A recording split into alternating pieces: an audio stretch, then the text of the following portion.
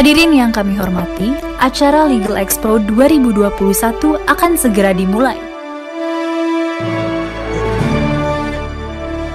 Para peserta dipersilahkan untuk mematikan mikrofon selama acara berlangsung. Untuk mendapatkan pengalaman Legal Expo secara prima, maka pastikan bahwa Anda memiliki koneksi internet yang stabil. Terima kasih.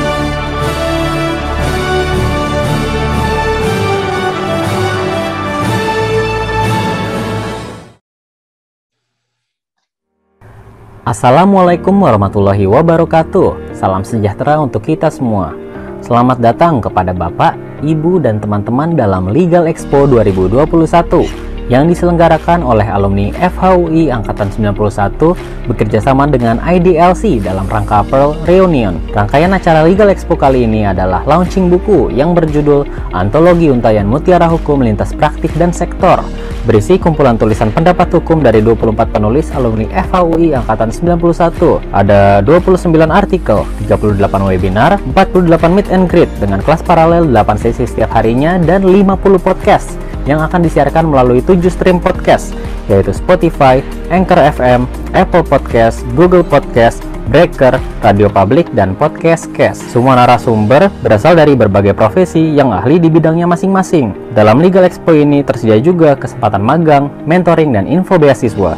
Nah, buat yang ingin tahu lebih lanjut, jangan lupa cek website kita. Langsung saja kita masuk ke acaranya, dan kepada peserta, selamat mengikuti.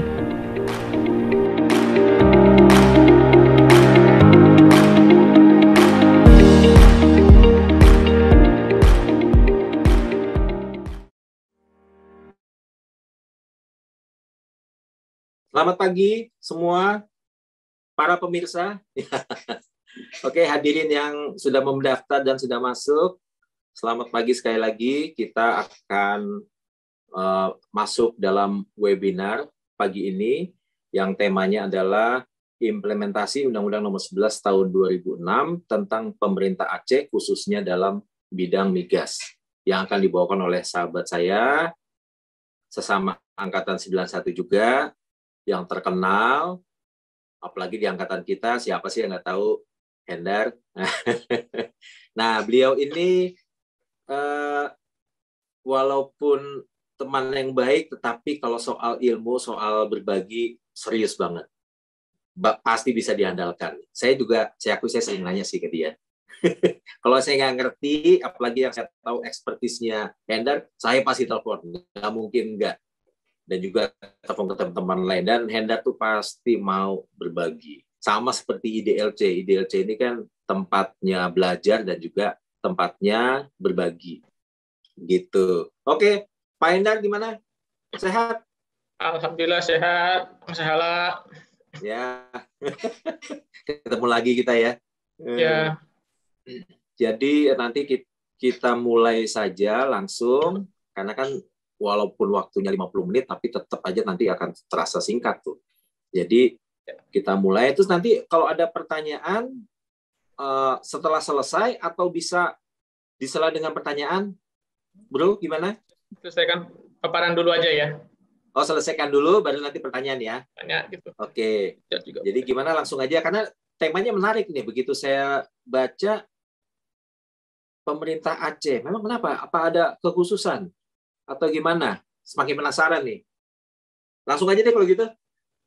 Mari kita dengarkan ya paparan dari abang kita Hendar Syah. Terima kasih rekan saya Bang Sahala yang telah meluangkan waktu untuk menjadi moderator.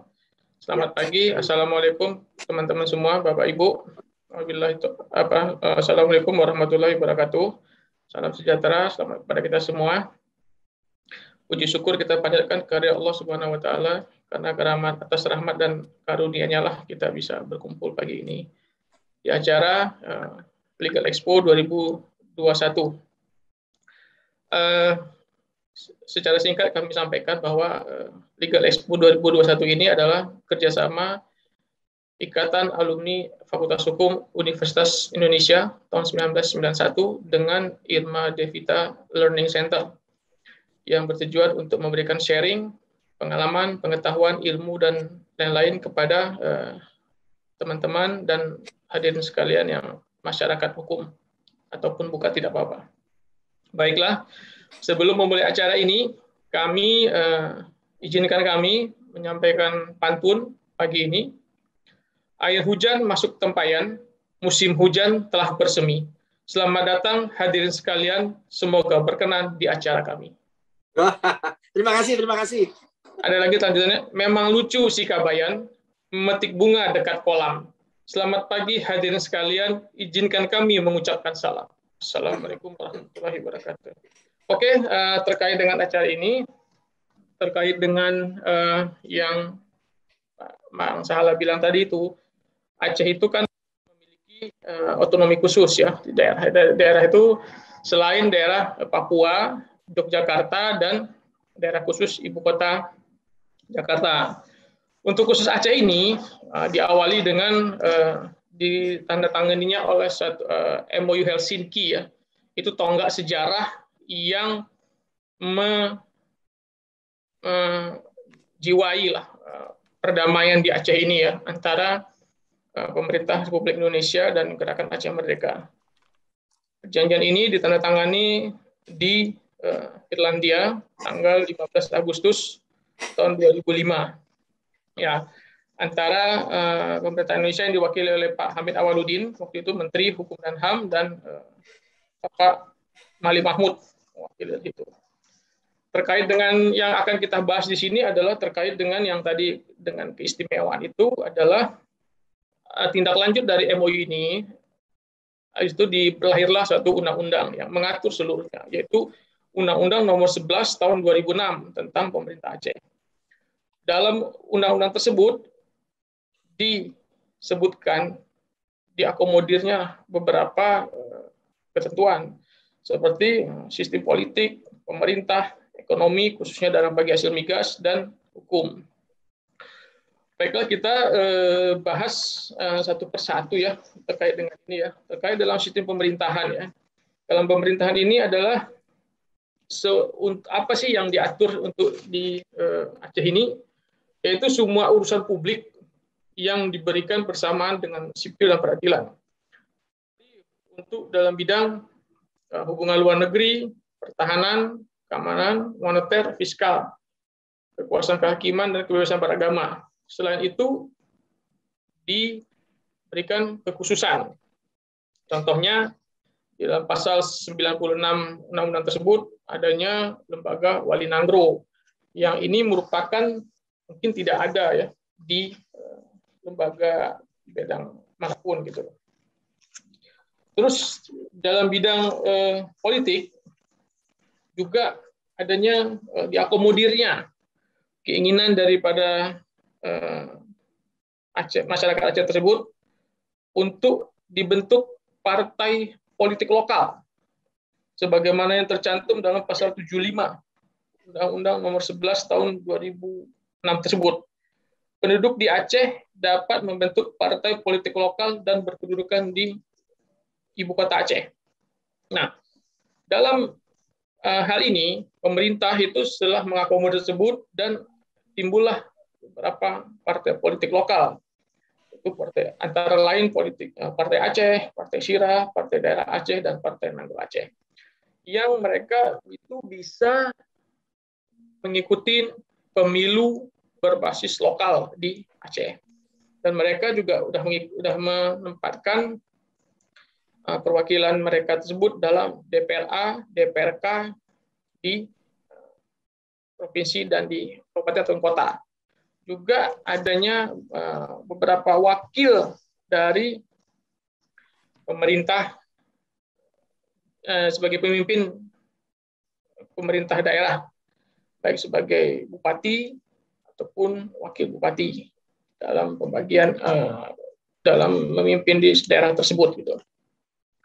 Itu juga dengan sistem dengan ekonomi ya, dengan sistem bagi hasil ya untuk di migas, khususnya di migas. Itu keinginan diakomodir dalam diberikannya dana bagi hasil migas itu sebesar 70% dari hasil migas itu untuk Aceh. Sisanya untuk pemerintah Republik Indonesia. Itu untuk pemerintah Indonesia. Dan tindak lanjut dari ini itu ditindaklanjuti dengan adanya PP nomor 23 tahun 2015 tentang pengelolaan bersama sumber daya alam, minyak dan gas di Aceh. Dengan dibentuknya adalah Badan Pengelolaan Migas Aceh ya, BPMA. Di mana dalam proses pembagian dana bagi hasil migas ini itu 70% itu yang terdiri dari 15% itu merupakan dana bagi hasil migas dan tambahannya sisa itu dari dana bagi hasil tambahan. Dan ini cukup besar ya untuk kemakmuran rakyat Aceh yang maksudnya gini.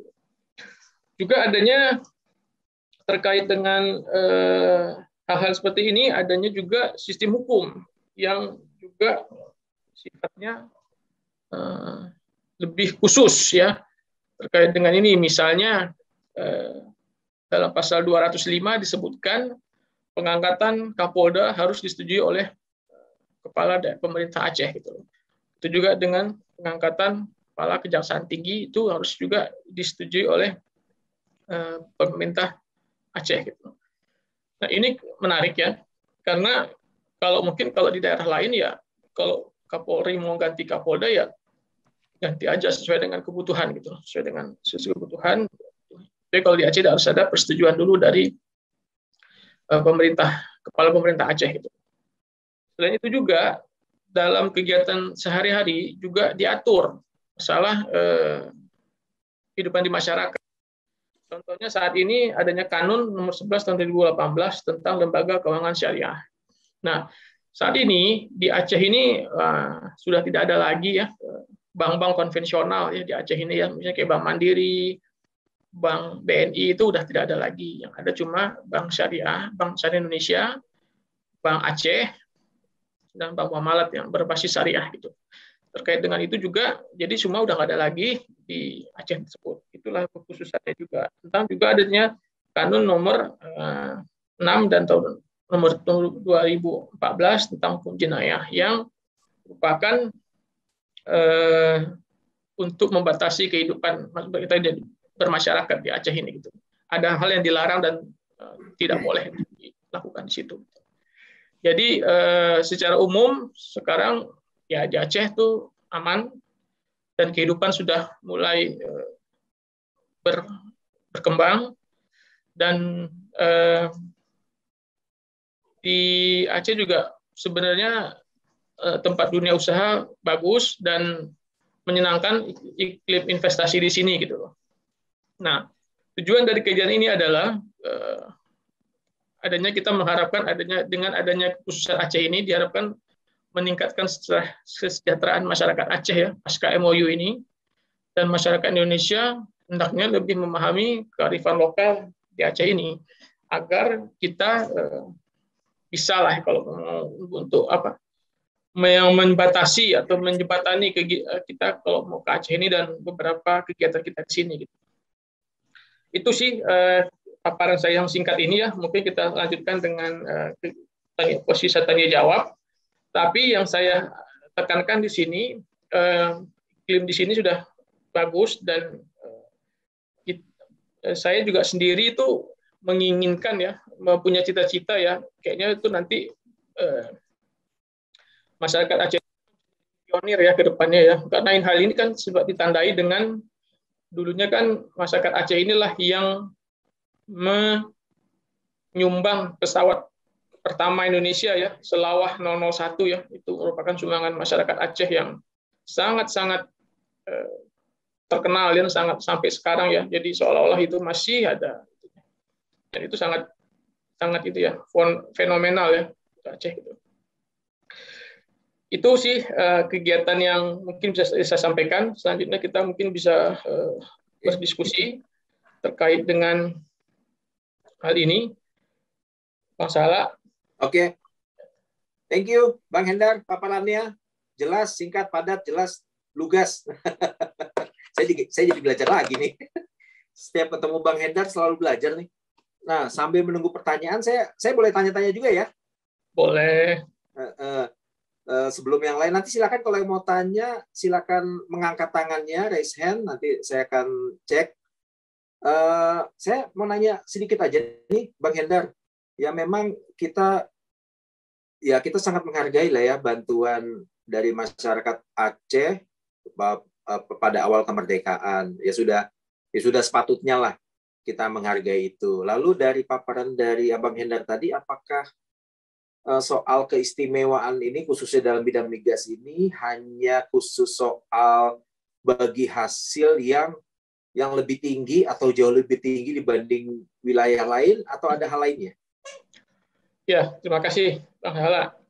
Terkait dengan pengelolaan ini memang khususnya pembagian dana bagi hasil migas ini khusus di Aceh inilah yang perhitungannya itu berbeda dalam pembagian itu dibanding daerah lain ya. Mungkin daerah penghasil migas itu kan banyak ya, mungkin di Papua juga ada ya, tapi dia tidak diatur ya, dia mengikuti hukum nasional di sini gitu. Biarpun kan kita tahu ya, Papua juga kan dia juga terdapat sebagai otonomi khusus juga ya, kan otonomi khusus itu kita tahu kan Aceh ya, Papua, Yogyakarta, mungkin daerah khususnya DKI ya. Tapi di sini tuh tidak khusus, Aceh itu benar-benar diatur tersendiri, khusus disebutkan 70% hasil migas itu diberikan kepada Aceh gitu. Oh, wow. Dan juga di situ disebutkan juga bahwa yang mengelola migas ini adalah Badan Pengelola Migas Aceh khusus.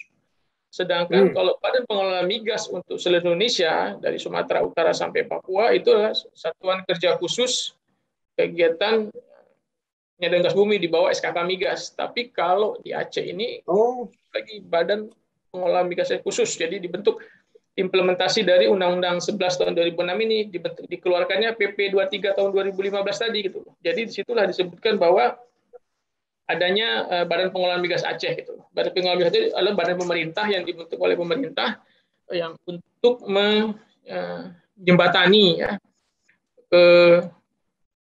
terkait dengan pelaksanaan kegiatan migas di Aceh, dari investor apa semua gitu.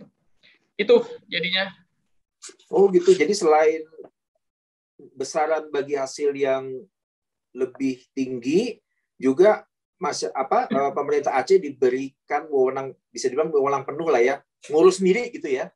Ya, ngurus sendiri dalam batas dari yang di darat, yang di onshore, dan sampai batas 12 mil laut.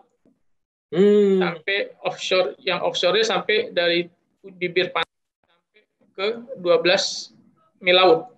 Sedangkan di luar itu masih masuk dalam pemerintah SKK Migas. Sedangkan setelah itu pengelolaan bersama antara Aceh dan itu. Oke. Oh, menarik. Nah, sambil menunggu peserta raise hand, saya mau bertanya satu, boleh? Silakan Pak Iskandar. Ya, terima kasih. Assalamualaikum warahmatullahi wabarakatuh. Selamat pagi. Menarik sekali ya presentasi Pak Hendarsah hari ini. Saya hanya langsung saja ingin bertanya sejauh mana sudah implementasi daripada PP 23 2015 dan PP 3 2015. Jadi secara atributif dan delegatif, lahirnya Undang-Undang Pemerintahan Aceh merupakan satu produk politik daripada kelanjutan dari MOU Helsinki. Dan dalam Undang-Undang Pemerintahan Aceh ini juga mengamanatkan lahirnya beberapa peraturan pemerintah, peraturan presiden, dan beberapa juga kanun provinsi dan kanun daerah kabupaten. Salah satunya adalah lahirnya PP 3 dan PP 23 2015. Nah, untuk itu kami ingin mendengarkan sejauh mana sudah PP 23 ini berjalan dengan baik, termasuk menyangkut dengan kewenangan-kewenangan setelah lahirnya Undang-Undang Cipta Kerja, yang juga di mana undang-undang itu juga memberikan beberapa kemungkinan-kemungkinan.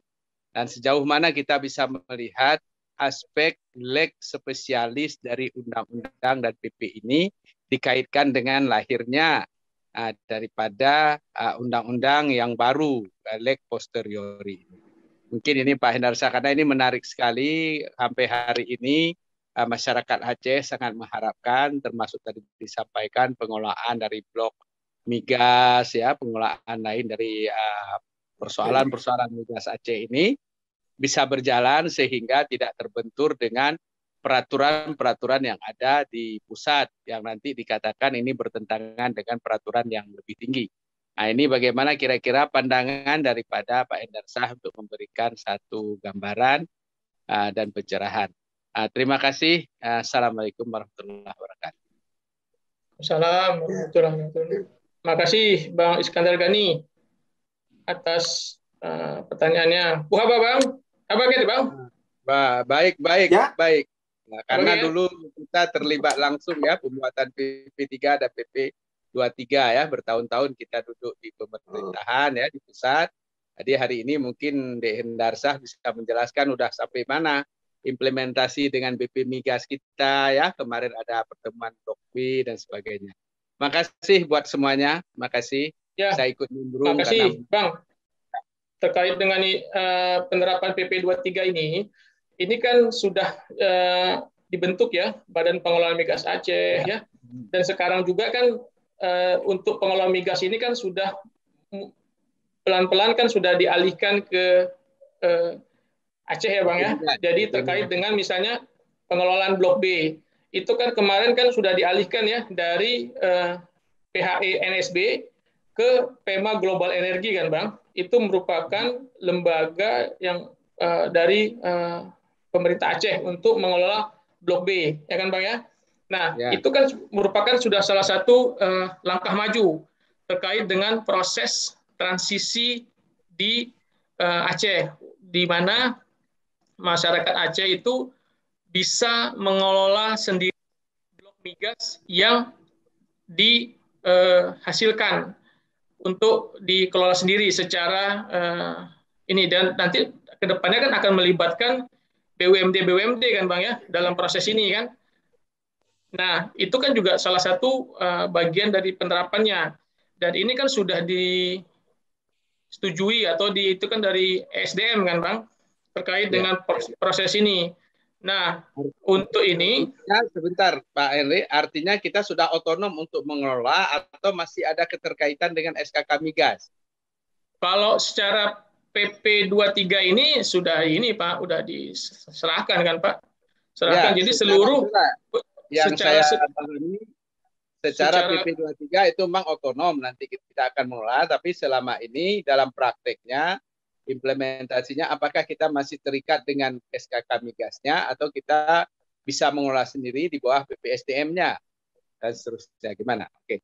Ya, kalau secara PP23 Pak udah langsung sendiri ya Pak ya. Jadi Bang ya, jadi PP23 itu udah sendiri.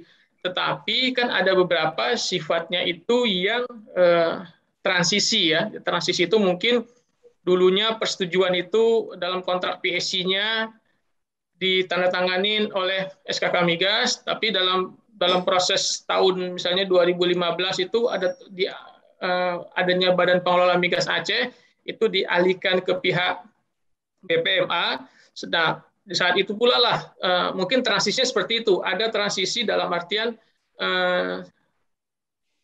serah terima ya pengelolaan itu dari pihak Badan Pengelolaan Migas Aceh gitu loh. Nah, terkait dengan ini juga kan beberapa personil dari BPMA juga kan ya ada juga orang dari K3S ya, perusahaan-perusahaan migas, dan dari SKK Migasnya sendiri gitu loh. Jadi kalau menurut saya itu udah khusus ditanganin oleh pihak BPMA bersama-sama dengan pemerintah Aceh gitu. Nah, ini kan ditandai juga tadi yang saya bilang itu Bang. Terkait dengan ini kan juga sudah ada pengelolaan sendiri yang khususnya yang ex PHE NSB sekarang udah dikelola oleh PEMA Global Energy kan ya. Itu udah itu sih yang saya ketahui ya. Itu juga itu kan PEMA Global Energy suatu BUMD yang di bawah pemerintah Aceh. Induknya kan PEMA, perusahaan PEMA kan Pak ya, yang ketuai oleh direkturnya tuh salah satu sahabat saya, Pak Zubir Sahim ya. Ya di situ juga kan ya saya juga suka sharing sama beliau terkait dengan proses dulunya proses transisi Pak dari PHI itu ke pihak PGE, PEMA Global Energy gitu Pak. Ya itu sih. Jadi menurut saya sih Pak Jadi juga menurut saya tuh nanti tuh ke depan itu tuh Aceh ini diharapkan sangat independen ya. Juga ada rencana dari pengaktifan kembali Kek Arun, Pak. Kawasan ekonomi khusus Kek Arun, Kek Sabang ya. Juga nanti pengelolaan pelabuhan ya itu. Jadi itu waktu itu Pak ini ada beberapa ide-ide dari pemerintah Aceh yang sangat-sangat brilian, yang sangat kita mendukung ya.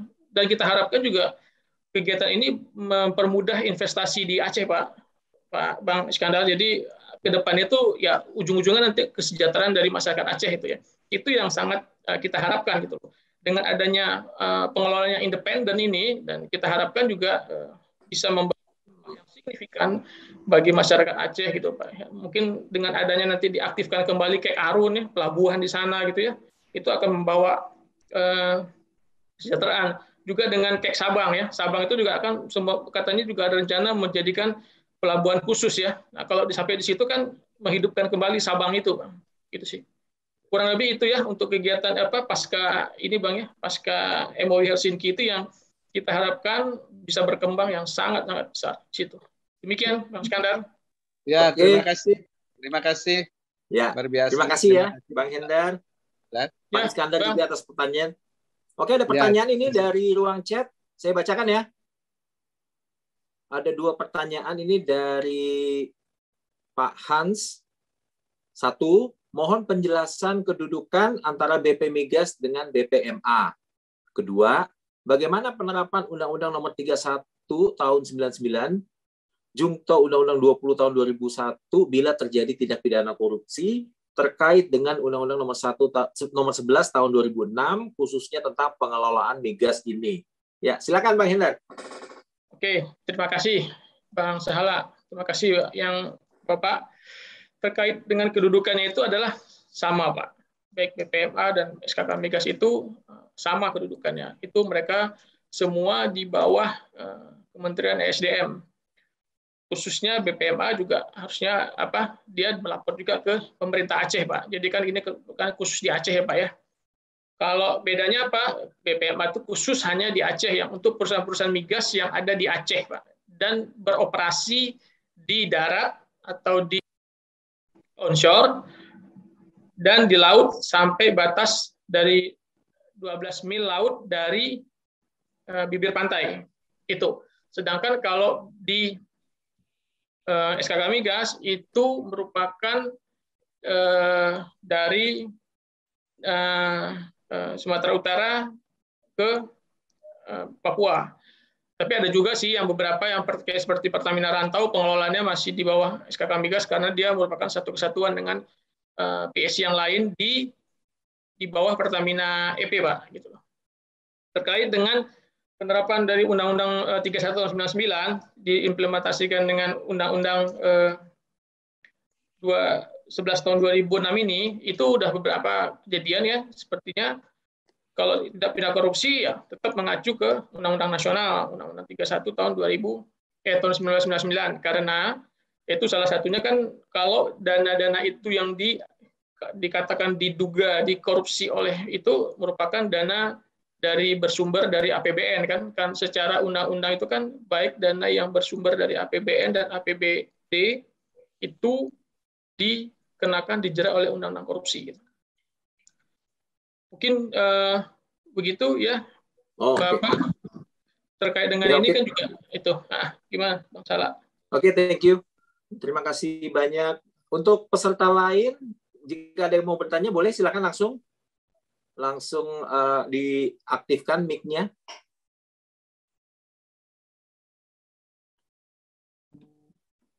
Oke, sambil menunggu pertanyaan, saya boleh tanya lagi ya, Bang Hendar? Boleh, silakan. Ya. Ngomong-ngomong, ada berapa sih sekarang ladang di Aceh dan juga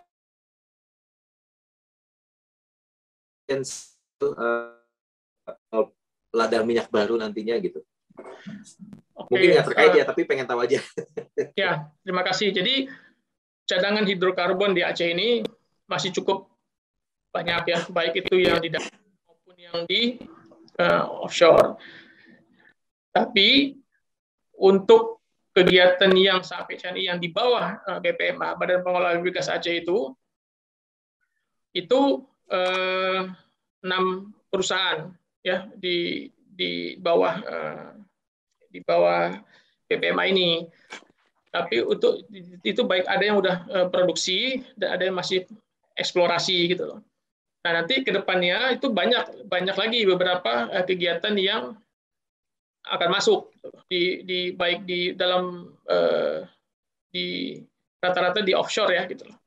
Ada sih gitu loh. Itu. Gitu. Ini ada lagi pertanyaan dari Bang Wahyu Indra. Itu kalau kegiatan absen diatur BPMA, bagaimana dengan kegiatan hilir kalau di pusat ada BPH Migas? Masih sama. Kalau hilir dalam hal ini penyediaan BBM itu masih tetap di bagian dari BPH BPH hilir ya gitu. BPH Migas gitu. Jadi tetap itu kan terkait dengan salah satu transportasi ini ya, transportasi BBM ya, kebutuhan BBM kan di Aceh ini masih tetap dikelola oleh pihak BPH Migas. Baik, ada pertanyaan lagi dari Pak MP Iqbal. Skema cost terus. Nah, ini sangat menarik ya, pertanyaan dari Pak Iqbal ini, cost recovery dan gross split. Nah, ini adanya beberapa perdebatan di sini. Saya ingat tahu persis itu Pak. Ini terkait dengan waktu itu acara di pihak Wakil Menteri SDM yang dulu ya. Itu mereka terkait dengan untuk pelaksanaan gross split ini. Kalau menurut saya saat ini ya tentu yang cenderung menguntungkan di bagian kegiatan berdasarkan cost recovery. Kenapa? Karena untuk dengan harga minyak yang saat ini masih di bawah ini cenderung untuk menguntungkan lah dengan skema cost recovery ini. Tetapi kalau gross split ini kan nantinya ke depannya akan seperti itu. Nah, seperti itu Pak. Tapi saat ini dengan adanya Permen SDM yang terbaru, itu masih bisa dikasihkan pilihan mau pakai skema gross split ataupun cost recovery. Tetapi sebelumnya kalau mau ada perpanjangan blok extension itu wajib menggunakan skema gross split. Gitu Pak Iqbal, kalau memang seperti itu gitu. Kalau itu. Nah, ini terkait dengan ini kita bicara di luar kegiatan migas ini ya. Nah, kalau kegiatan seperti yang lain secara umum saya sampaikan bahwa di Aceh ini memang situasi sudah sangat kondusif. Mungkin tadi kayak Pak Iskandar juga mungkin bisa merasakan ya, tempat-tempat ngopi banyak di Aceh. Kegiatan juga aman, perjalanan juga insya Allah aman di sini gitu loh. Dan ya kita mungkin harus menghargai ya kearifan lokal yang ada di sini. Kearifan lokal ini mungkin sangat mendukung kita dalam melakukan kegiatan di Aceh ya. Kegiatan lokal itu mungkin kita berpakaian yang sopan ya, tidak mencolok ya gitu. Dan beberapa kita menjalankan sesuai dengan prinsip syariat Islam gitu. Itu sih, dan mungkin kearifan lokal ya tadi yang juga sudah disampaikan, kalau memang melakukan berusaha kita harus mengakomodir antara lain tenaga kerja lokal di wilayah operasi kita, dan juga mengutamakan untuk vendor-vendor atau kontraktor lokal dalam pemberdayaan di sekitar wilayah agar ekonomi itu tumbuh dan bisa menimbulkan multiplier efek yang sangat bagus untuk kedepannya. Karena hal ini kan cukup untuk membangun Aceh itu kan cukup ini ya, dibutuhkan suatu usaha yang sangat luar biasa ya, karena masa konflik sebelumnya yang dirasakan cukup berat ya bagi masyarakat dan kita semua gitu. Jadi untuk memperdayakan itu, apabila kita mau berusaha itu harus akomodir tadi, sedangkan keadaan ekonomi di Aceh ini relatif baik dan sudah mulai masyarakat itu ekonomi masyarakat hidup ya, bisa dengan warung kopi banyak, tempat makanan juga udah mulai ini gitu. Itu sih Bang Sahala untuk Terima kasih. Terima kasih Bang Hendar. Jawabannya kita masih ada waktu ini sepertinya. Apa ada peserta lain yang mau bertanya langsung? Bisa, silakan.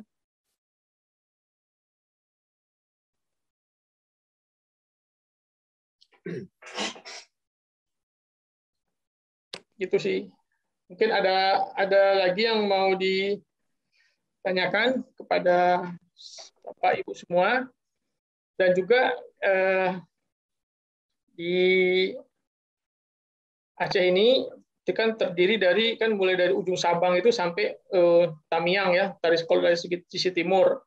Kalau dari sisi barat tuh dari Banda Aceh sampai ke arah Tacane ya, Blangkujeren ya. Semua itu memang baik pantai barat, pantai timur itu wilayahnya cukup luas, dan di pegunungan juga ada ya di Aceh.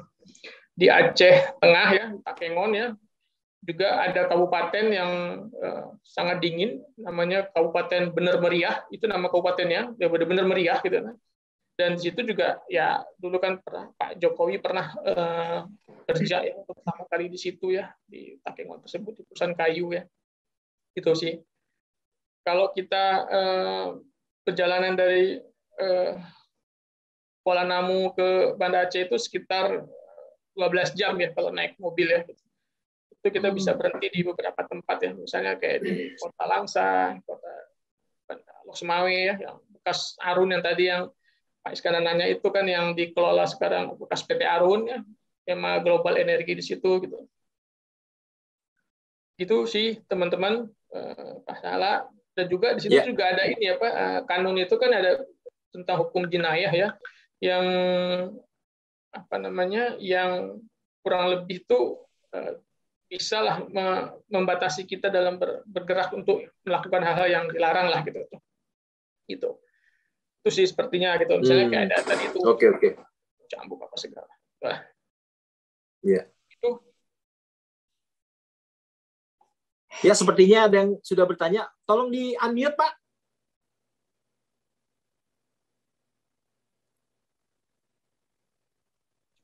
Halo, Pak Abdurrahman.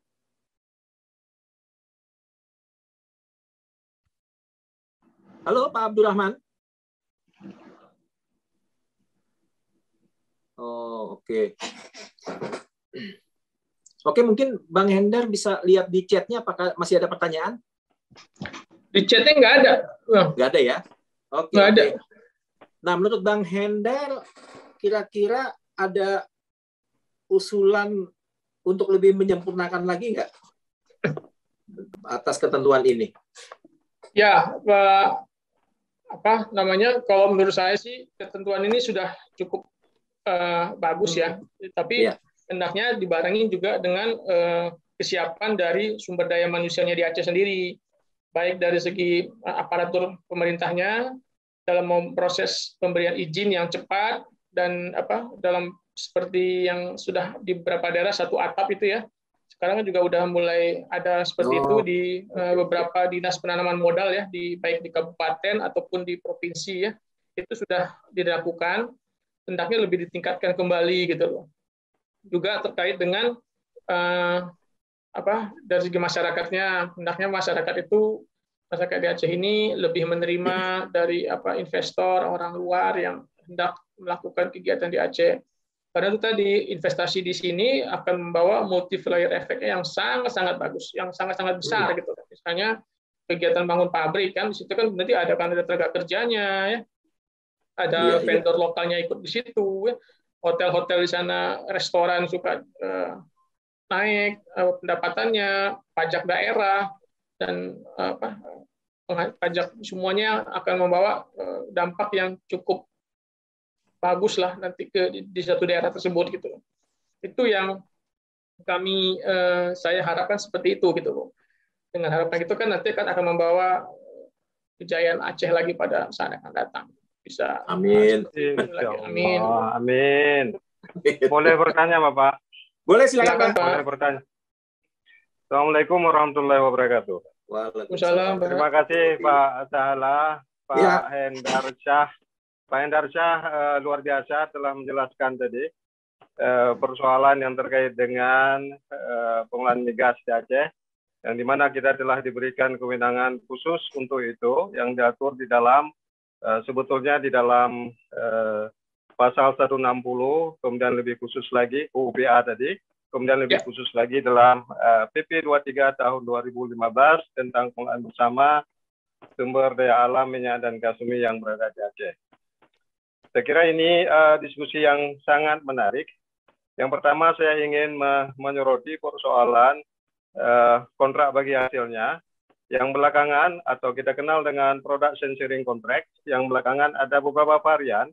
Di samping ada cost recovery, juga kita mengenal adanya gross split. Cost recovery, Pak, itu diatur juga secara spesifik di dalam PP 23. Dalam salah satu pasalnya menentukan itu cost recovery. Karena ini biayanya besar, teknologi, kompetensi manusia, sehingga kita membiarkan itu atau membuat perjanjian supaya dapat dilakukan oleh pihak lain, yang nanti pihak lain itu akan dibayar kembali setelah berproduksi. Jadi masih mengenut cost recovery. Kalau ada Kepmen, keputusan Menteri SDM, yang terbaru itu tahun 2020, kalau saya tidak salah, nomor 12, perubahan terhadap cost recovery beberapa kali yang mengarahkan supaya dilakukan ke gross split, maka saya berpendapat untuk Aceh itu lebih cocok cost recovery. Karena masalah anggaran agak sedikit rumit waktu kita bahas dengan DPRA. Yang kedua, juga ada legal gap di sini, di mana secara hierarki ketentuan di dalam PP 23 telah menentukan secara khusus. Tidak mungkin hal ini bisa disimpangi oleh Kemen di SDM itu. Itu yang pertama, Pak Hendarsyah. Yang kedua adalah terkait dengan ada beberapa PSG yang terutama yang terdapat di rantau, yang tadi dikatakan kalau saya tidak keliru merupakan kesatuan dengan PSG lainnya di seluruh Indonesia, sehingga tidak mungkin di split yang seharusnya under control of BPMA kita, karena itu memang sudah berada di bawah teritorinya atau kewenangannya BPMA, tetapi ini masih menggantung dengan alasan yang telah disampaikan tadi. Saya tidak tahu apakah dalam kontrak disebutkan seperti itu, tapi yang saya tahu bahwa di dalam PP 23 ada escape clause-nya yang secara sangat tegas mengatakan bahwa 6 bulan setelah berlakunya atau ditandatanganinya PP 23, maka semua PSG yang berada onshore dan offshore di bawah kewenangan pemerintah Aceh must be transferred under the control of BPMA. Jadi bagi saya no doubt untuk mentransfer itu tinggal bagaimana political will atau keinginan politik dari pemerintah untuk mentransfer PSG tersebut. Yang berikutnya saya ingin menyoroti sedikit mengenai CSR. Ini menjadi isu yang sangat menarik. Pengalaman panjang Pak Hendarsyah dan Pak Nurdin, mohon maaf. Mungkin mohon maaf ini dipersingkat lagi karena sepertinya waktu kita sudah mau berakhir. Saya persingkat. Makin seru sih, makin panas. Kapan itu atau berapa besaran CSR yang harus dialokasikan oleh perusahaan migas untuk pemberdayaan masyarakat kita? Berapa besarannya, berapa persen, dan seterusnya. Berikut dengan dasar hukumnya, karena ini penting kalau kita bicara hukumnya. Yang kedua Pak, yang terakhir ini ada kasus yang pertama terjadi dalam sejarah pengelolaan migas Aceh, yaitu kasus dikalahkannya PDPA atau PEMA dalam pengelolaan migas di Blok Pasir, di mana Blok Pasir dulu PSG-nya pengelolaan bersama dengan PEMA, kemudian ada beberapa tuntutan yang dilakukan oleh PEMA ke Bani, dan Bani menegaskan dan Bani tidak mengabulkan permintaan BPMA, dan justru BPMA dibebankan untuk memberikan biaya perkara kepada Bani. Mungkin itu saja Bapak. Sudah saya persingkat. Terima kasih waktunya. Terima kasih Pak. Iya. Maaf Bapak, Bang sebenarnya Hendar, Pak tadi Pak. saya khawatir harus secepat mungkin ini Iya, jawaban sebentar, sesingkat mungkin. Oke, kasih. Maaf tadi Pak, namanya Ya, siapa? Bapak. Tadi namanya siapa? Saya Nurdin, Pak. Nurdin. Kayaknya saya pernah Nurdin, dosen Fakultas Hukum. Ya, saya Dan familiar melakukan penelitian PSG, Pak. Ya, apa kabar Pak Nurdin? Saya familiar dengan Bapak kok Pak. Kita sama-sama dalam dulu kegiatan beberapa kali pertemuan Pak ya, terkait dengan extension di perusahaan migas Pak ya. Pak Nurdin juga ini saya tahu Bapak kok Pak. Sama Pak Bahri M-Top ya Pak ya, sama Pak ini Pak. Iya. Ya, sama Pak Marzuki Dahab juga Pak ya, gitu Pak. Oke Pak. Ya, Bang Hendar. Terima kasih Pak. Bang Hendar, jadi terkait dengan cross-check Kosrek dan GS itu memang beberapa kali pertemuan itu kan sudah dilakukan Pak ya. Jadi waktu itu kan juga Wakil Menteri SDM waktu itu kan sempat ada ke Aceh juga menyarankan terkait dengan ini. Waktu itu pihak pemerintah Aceh tetap berkeras tetap pada konsep gross split ya Pak. Konsep cost recovery ya Pak ya. Jadi waktu itu kan tidak putus waktu itu Pak. Saya tahu itu Pak. Jadi waktu itu Wakil Menteri SDM Pak Archandra Thakar sempat menjelaskan ini, tapi waktu itu pemerintah Aceh berpendapat lain ya Pak ya. Nah, terkait juga dengan gugatan di Pertamina Rantau, itu kan pengelolaan migas di Rantau itu kan Bapak kita tahu Pak ya, itu salah satu anggota DPRA sedang menggugat pengelolaan blok itu di Pengadilan Negeri Jakarta Pusat ya Pak ya, dengan menggugat itu waktu itu Menteri SDM, SKK Migas dan BPMA terkait Pertamina Persero juga Pak. Itu terkait dengan pengelolaan ini kan Pak. Saat ini kalau nggak salah gugatan masih sedang berjalan ya Pak ya. Itu Pak. Nah terkait dengan tadi Bapak bilang PDSA itu, mohon maaf Pak, saya tidak mengikuti banget Pak ya, karena itu bukan ini Pak. Oke, terima kasih Bang Hendar. Pak Nurdin, sebelum menutup, sebelum menutup ini izinkan kami menyampaikan pantun sekali lagi Bang Salah. Ya. Pagi hari akan berlalu, siang hari gegas ke sini. Sampai jumpa kawan baikku. Semoga kita jumpa kembali. Wabillahi taufiq wal hidayah. Wassalamualaikum warahmatullahi wabarakatuh. Mantap. Waalaikumsalam warahmatullahi wabarakatuh. Terima kasih Bang Nurdin. Ya, baik, terima kasih. Terima kasih Bang Hendar. Assalamualaikum warahmatullahi wabarakatuh. Salam sehat semua. Ya. Terima kasih Bang Salam, moderator. Ya, oke. Terima kasih.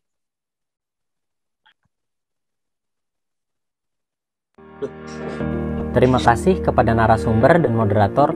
Semoga diskusi hari ini dapat menambah wawasan dan bermanfaat bagi kita semua yang hadir dalam kelas hari ini. Untuk materi dan absensi, jangan lupa cek di kolom chat. Kami masih ada kelas-kelas dengan topik menarik lainnya yang bisa teman-teman ikuti.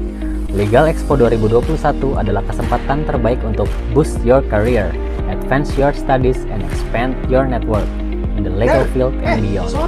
Wassalamualaikum warahmatullahi wabarakatuh. Oh, masuk kan? Oh, enggak, masuk kan?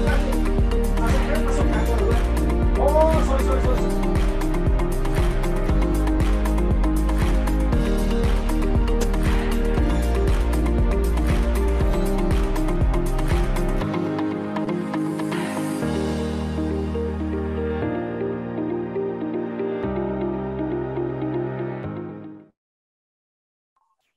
Terima kasih kepada Pak Hendar dan Pak Sahala. Saya mohon izin untuk mengakhiri kelas saat ini. Tidak lupa juga saya ucapkan terima kasih kepada para peserta yang sudah meramaikan acara ini. Sampai jumpa di kelas berikutnya.